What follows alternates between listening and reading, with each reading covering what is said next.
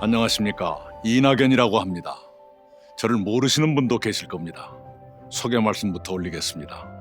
저는 젊은 시절에 신문기자로 일했습니다. 그 다음에는 국회의원, 도지사, 국무총리로 일하고 다시 국회의원으로 돌아왔습니다. 오늘은 대통령 후보로 나서겠다는 말씀을 드리고자 이 자리에 섰습니다. 존경하는 국민 여러분, 코로나는 선전포고 없는 전쟁입니다. 우리는 성실하고 치열하게 싸웠습니다.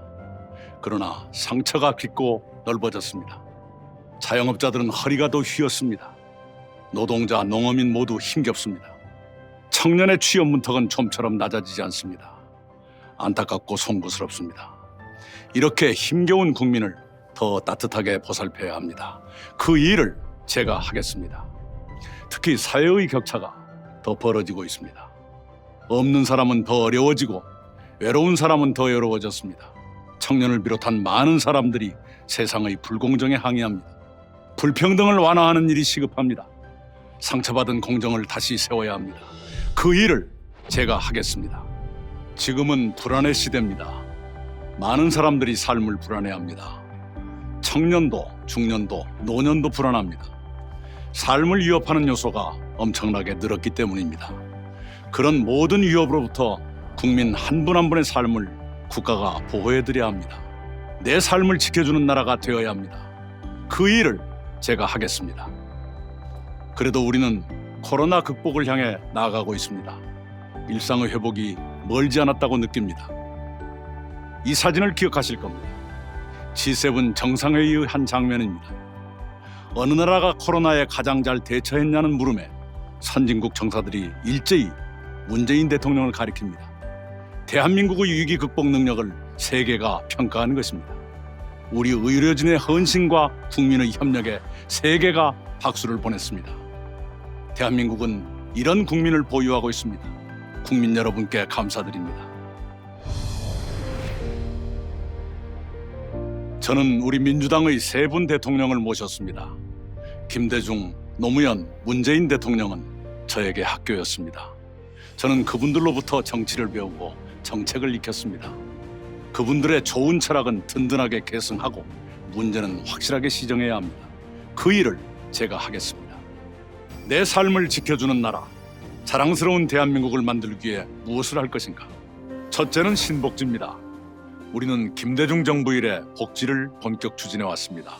많은 분야에서 발전을 이뤘습니다. 그러나 아직도 인간으로서 최소한의 생활을 하지 못하는 국민이 계십니다. 우선 그런 국민이 계시지 않도록 해야 합니다. 누구나 인간으로서 최저한의 삶을 보장받아야 합니다. 그것이 신복지의 출발입니다. 주거, 노동, 교육, 의료, 돌봄, 문화, 환경에서도 최저한의 생활을 국가가 보장할 책임을 지도록 하겠습니다. 그리고 2030년까지는 모든 국민이 지금의 중산층 수준으로 살 수 있도록 단계적으로 발전시켜 가겠습니다. 특히 아이들이 충실한 돌봄을 받도록 하겠습니다.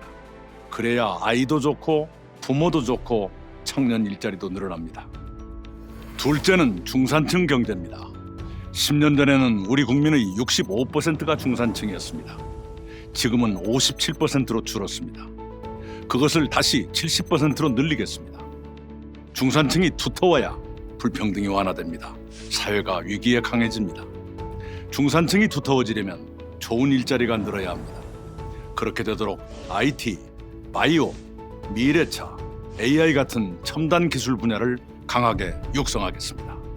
그리고 지구를 지키는 그린 산업을 활성화시키겠습니다. 지구는 차갑게, 사회는 따뜻하게 만들며 청년들께 보람찬 일을 드리겠습니다. 금수저, 흙수저가 세습되지 않아야 합니다. 계층 이동이 더 활발해져야 합니다. 일자리와 세제와 복지가 그 역할을 수행하도록 하겠습니다. 셋째는 국가의 틀을 바꾸는 헌법 개정입니다. 이제 내 삶을 지켜주는 정치로 바뀌어야 합니다. 그러기 위해 사회 경제적 민주주의를 강화하도록 헌법을 개정하겠습니다. 생명권, 안전권, 주거권을 헌법에 신설해야 합니다. 토지 공개념이 명확해져서 불로소득을 부자들이 독점하지 못하게 막아야 합니다. 땅에서 얻은 이익을 좀 더 나누고 사회 불평등을 줄여야 합니다. 헌법에 나오는 행복 추구, 균형 발전, 국민주권, 기회균등, 그리고 평등이 창백한 관념에 머물지 말고 생명력을 발휘해야 합니다. 특히 수도권과 지방의 균형 발전을 힘차게 추진하도록 헌법에 확실한 근거를 두고 싶습니다. 넷째는 연성강국 신외교입니다. 세계는 연성의 시대로 접어들었습니다. 무력과 영토보다 경제와 문화가 더 중요한 시대가 된 것입니다. 대한민국은 연성시대의 강국으로 도약해야 합니다. 우리의 경제와 문화가 뒷받침해 줄 것입니다. 그것을 토대로 연성강국 신외교를 펼치겠습니다. 미국의 세계적 투자자는 한반도가 최후 최고의 투자처가 될 것이라고 말했습니다. 그것은 평화와 통일을 전제로 한 것입니다. 한반도의 평화를 제도적으로 정착시켜야 합니다. 그렇게 하도록 한국이 더 주도적인 역할을 해야 합니다. 김대중, 노무현, 문재인 대통령의 평화 해결을 이어가며 시대에 맞게 발전시키겠습니다. 미중 양국은 거대한 고래 같은 존재입니다. 그 사이에 놓인 우리의 외교는 돌고래처럼 지혜롭고 민첩하며 세련돼야 합니다. 대한민국은 세계적 위상이 G10 수준으로 높아졌습니다. 1인당 국민소득에서는 G7의 한 나라를 제쳤습니다. 이제 G5를 꿈꾸며 나아갈 만합니다. 그에 걸맞은 역할과 책임을 이행해야 합니다. 저는 국무총리로 일하면서 세계 25개국을 방문해 정상급 지도자들과 회담했습니다. 높아진 국격에 부응하는 외교를 저는 할 수 있습니다. 다섯째는 문화 강국의 꿈입니다. 우리는 BTS 보유국입니다. 게다가 우리는 봉준호 보유국의 윤여정 보유국이기도 합니다. 백범 김구 선생의 꿈이 이루어지고 있는 것입니다. 문화와 예술은 간섭하지 않으면 않을수록 창의적이고 더 아름다워집니다. 문화예술만큼은 철저하게 그분들께 맡겨놓을 겁니다. 정부는 입은 닫고 지갑만 열어야 합니다. 그렇게 하겠습니다.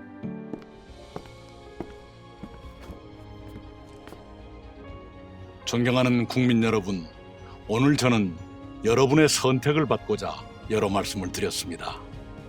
여러분께서 저의 충정을 받아주시고 저를 선택해 주시기를 간절히 부탁드립니다. 코로나를 겪으며 우리는 깨달았습니다. 평범한 일상이 귀한 것이었습니다. 함께 모여 수업을 듣는 교실, 침을 튀기며 토론하는 회사, 친구들과 한잔하는 술집, 그런 당연한 풍경들이 다시 당연해져야 합니다. 이런 노랫말이 있지요. 세상 풍경 중에서 제일 아름다운 풍경은 모든 것들이 제자리로 돌아오는 풍경. 그렇습니다. 코로나든 정치든 경제든 복지든 외교든 모든 것들이 제자리로 돌아와야 아름다운 세상이 됩니다. 우선 그런 날을 앞당기도록 최선을 다하겠습니다. 부족한 사람의 긴 얘기 들어주셔서 감사합니다.